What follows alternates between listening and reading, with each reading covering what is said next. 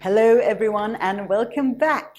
You know, when you have a really great exhibition theme or story and you kind of want to take it further because it's a little too good just to have it as part of an exhibition, you kind of want to do something more with it. That's what we're going to talk about today.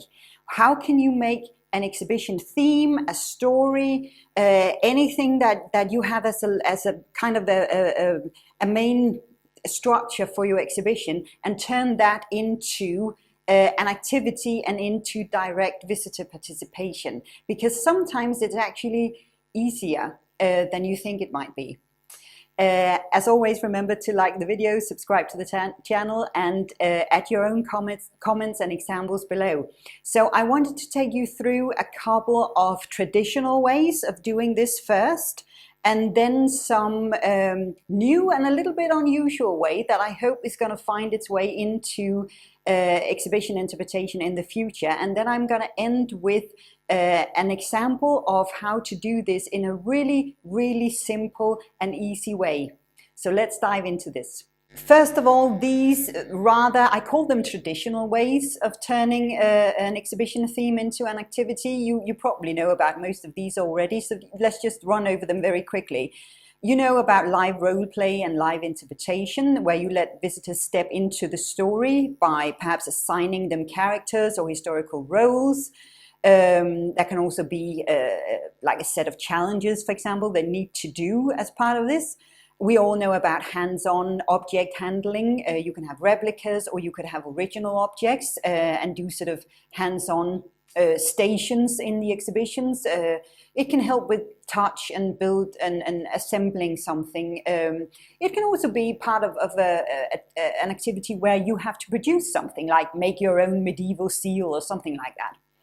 Problem-solving challenges, so set up historical dilemmas where visitors make choices, like people from the past, for example, and that can make some really fun activities too. Sensory experiences, use smell, sound, texture, for example, to create multi-sensory experiences, like we all know the medieval market stalls with sounds and scents, materials visitors can interact with, that kind of thing. Gamify the experience, so turn your exhibition into a treasure hunt, an escape room, a mission-based game, like, you know, a spy mission at the Cold War exhibition, or where visitors decode messages or something like that. It's always fun to have these kind of things, but it's also a way that museums have traditionally done activities around an exhibition theme. So I thought we should try and have a look at something a little different, and something that we can hopefully see more of in the future. So something like adaptive exhibitions, where you let visitors shape the story. Create interactive timelines where visitors vote or contribute insights on how an event unfolded. So for example, a museum on climate change lets visitors fast forward different scenarios based on their choices, for example. An idea could be to use projection mapping to show different historical outcomes. That could be a way of doing it. You can have AI-powered interactive guides, so visitors can converse with historical figures using AI chatbots embedded in an exhibition. So let's say a Roman soldier talks to visitors about their daily life and answers questions in real time, that kind of thing. And it would be fairly easy to use AI-generated voices and interactive touchscreens for a dynamic kind of engagement. There is the physical participations, where visitors are co-creators. So let visitors build, assemble, or alter parts of the exhibition. So for example, let's say a Viking ship exhibition where visitors help weave the sail using traditional techniques, for example. It could be using collaborative murals, live data visualizations, or crowdsourced artifacts, that kind of thing could also work out here. But it could also be a way of actually engaging with traditional crafts and techniques. Kinetic installations where you move to interact, these are really fun. So exhibitions that respond to movement create a deeper sense of engagement.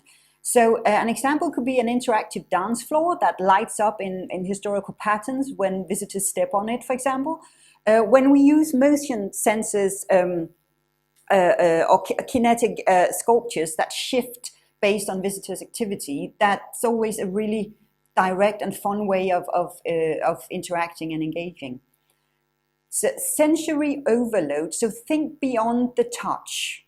I think touch has become a very important part of exhibitions, but sometimes it can be a little too much. So use temperature changes, for example, airflow or scent diffusers to create environmental immersion. So an example, a polar exploration exhibit that gets colder as you walk further north, for example. It's a relatively low-tech idea where subtle shifts in light, fog, or textures create a very dynamic experience.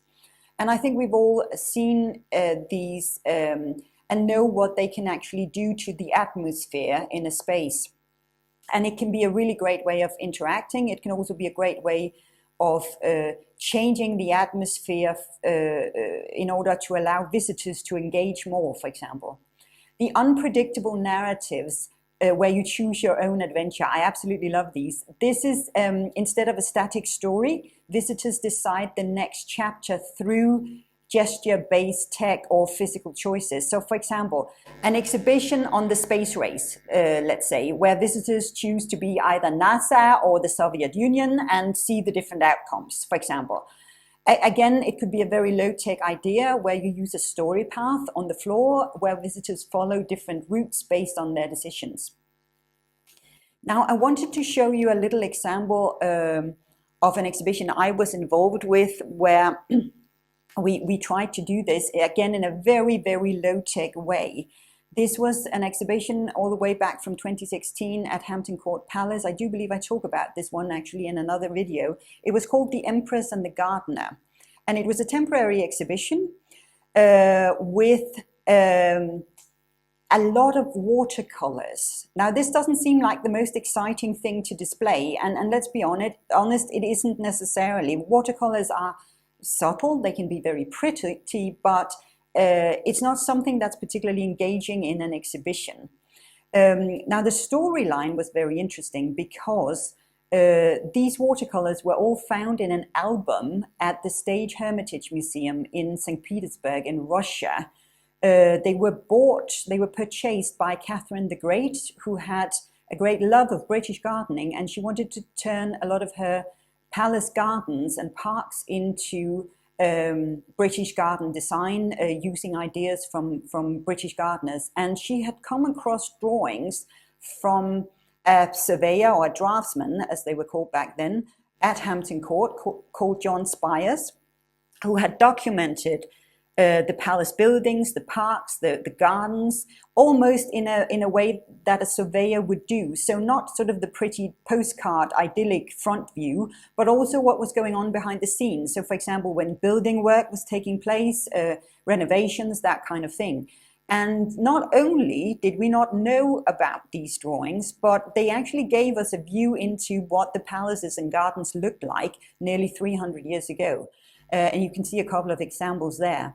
Now, what we did was to try and locate some of these views as they look today out in the garden, in the palace gardens and parks. Some of them were very easy to identify because we could easily see from where he had stood and painted the watercolors, and some considerably more difficult to identify. If they just had a tree or something in it, it could be literally any tree in the park. But we made it a little bit of a sort of, I wouldn't say a treasure hunt, but a little bit of a hunt for the views.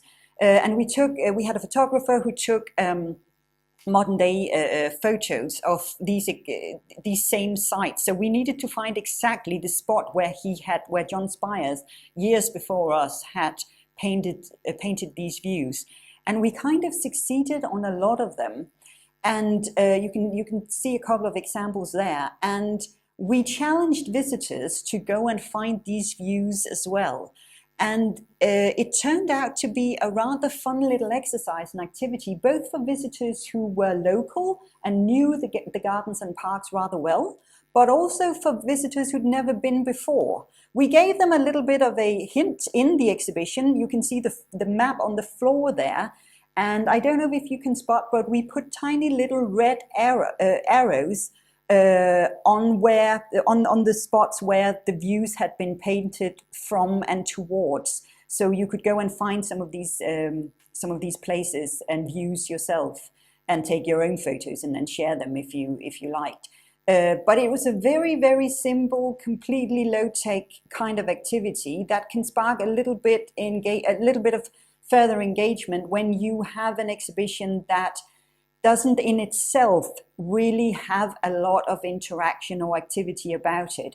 There was a good story behind this exhibition, but the watercolors in themselves didn't really spark an awful lot of interaction or sort of engagement. And also, as we know, watercolors can be very subtle in color. So they weren't, although pretty views, they weren't, sort of attractive in that sense that you wanted to go and engage or come up with activities or participation around them. So we needed something that could do that a little bit for us. And this turned out to be a very great and very fun way of doing it. And I was actually surprised how many people ran around the garden parks and gardens just to try and locate some of these views. And I think also it gave a lot of visitors, even locals who knew the place very well, it gave them a different kind of look and a different view on a place that they thought they knew pretty well. So these were a couple of the examples on how to turn an exhibition theme or story into an activity or into active participation. I would like to ask you the same question. Do you have any kind of examples on how this could be done, good and bad? What worked, what didn't work?